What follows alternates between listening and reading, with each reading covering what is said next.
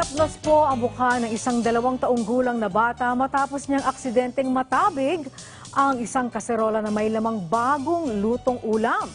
Ayon kay Nanay Erlinda Martas, Miyerkules noong nakaraang linggo, nang matapon sa mukha ni Baby Henya ang kumukulong sabaw ng ulam na kanyang niluluto. Hindi raw agad nadala ni Nanay Erlinda si Baby Henya sa ospital dahil sa kakapusan sa pera. Huwebes din noong nakaraang linggo nang mawasak naman ang kanilang bahay dahil sa pananalasa ng bagyong Ulysses. Dahil sa pagkasira ng kanilang bahay, pansamantala raw silang nanunuluyan sa isang sirang L300 van sa kanilang lugar. Dito na napansin ng ilang residente ang paso sa mukha ni Baby Henya. Sa tulong na rin ng ilang kababayan natin na may mabuting loob, nadala nila si Baby Henya sa ospital noong nakaraang Sabado. Sa ngayon, ang L300 van na sira pa rin ang kanilang nagsisilbing tahanan.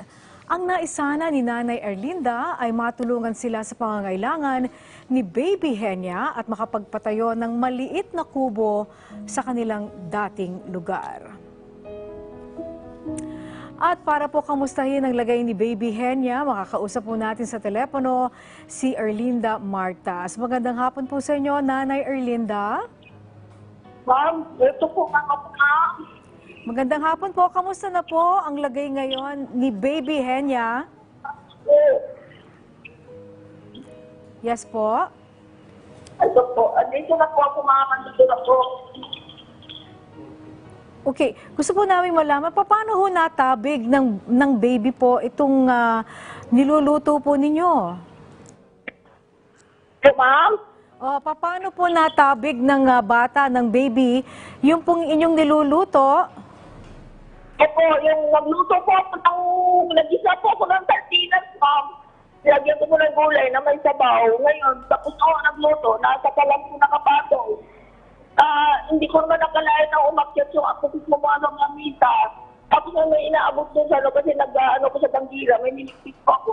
Bigyan na lang kumakalapog po yung bata. Sabay na tapon yung kasinula sa ulo po niya, ma'am. Sa kalating ulo, ma'am.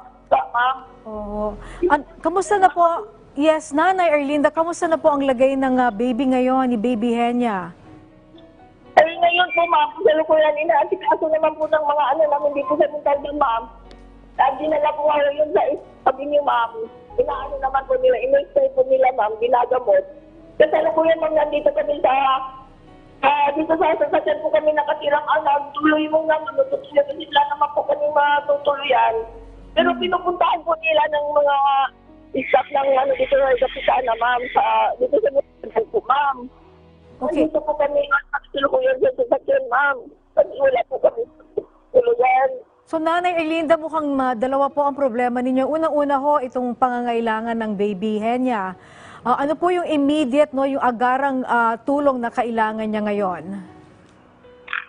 Ma'am? Ano ho yung kinakailangan na magawa po para po sa baby? Ano po, ma'am? Okay.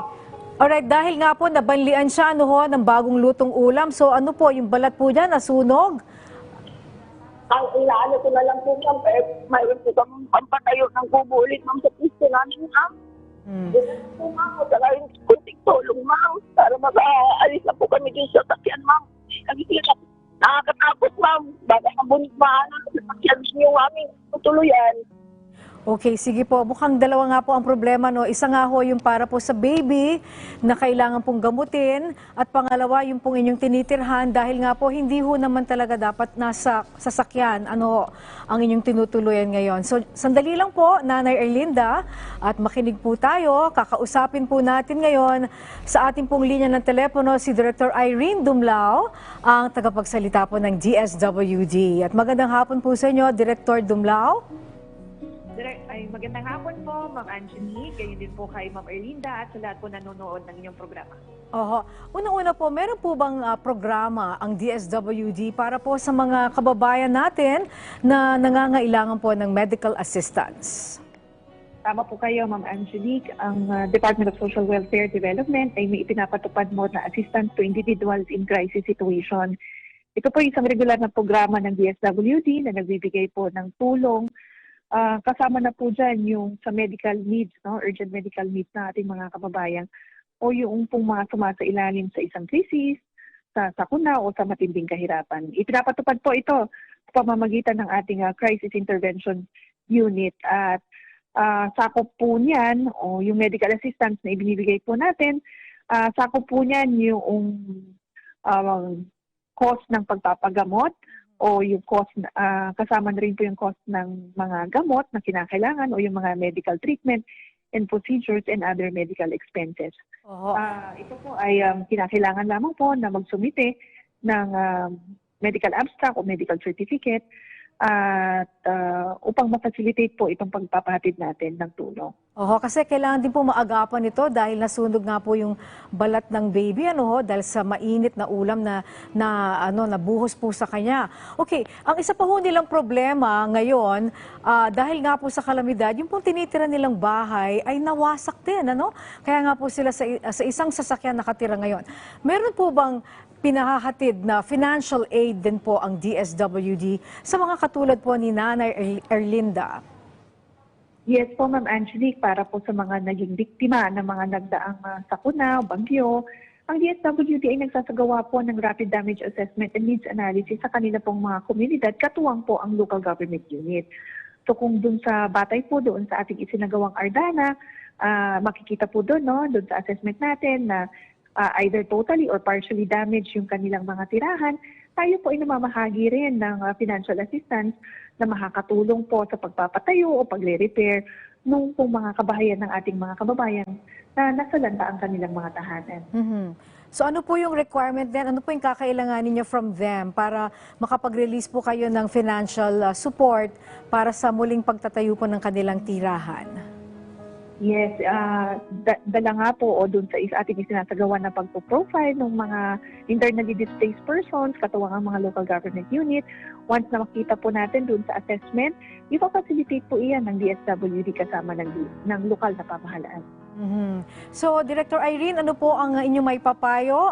Magpapadala po ba kayo ng tao sa kanila or kailangan po si Nanay Erlinda pa ang personal na magpakita po sa inyong opisina? Ma'am Angelique, immediately tayo po ay nagpadala ng mensahe sa ating field office, Calabarzon, at inire-refer na po natin yung kaso ni Ma'am Erlinda. So ang ating pong mga kawani sa field office Calabarzon ang mag-reach out na po kay Ma'am Erlinda. Asahan niya po na mayroon tayong mga social workers na pupunta po sa kanila para magsagawa ng assessment, kakausapin din sila, and para ma-determine natin yung needed assistance and intervention para po sa kanyang pamilya. Alright, maraming salamat po, Director Irene Dumlao. At inaasahan po namin ang agarang pagtulong po ng DSWD kay Nanay Erlinda sa kanyang apo na si Baby Henya at sa pamilya. Okay, at balikan po natin si Nanay Erlinda. Nanay Erlinda, nandiyan pa po kayo? Opo, ma'am. Andito po ako, ma'am. Narinig niyo po ba yung usapan natin kaya Director Irene ng DSWD? Opo, ma'am. So, antabayanan niyo po at patuloy po ang magiging koordinasyon ng opisina po nila sa inyo para po sa mga tulong na inyong kakailanganin. Maraming salamat po sa inyong pagtitiwala. Salamat po, ma'am. Okay, thank you po, Nanay Erlinda. At maraming salamat din po kay Director Irene Dumlao ng DSWD. At sa mga nais humingi ng tulong sa ating programa, maaari kayong magpadala ng mensahe sa ptvmalasakit@work@gmail.com. At maaari din kayong magpadala ng mensahe sa ating official Facebook account sa PTV Malasakit at Work. At huwag niyo rin pong kalimutang i-like at i-share. Muli ang tunay na malasakit, laging at work.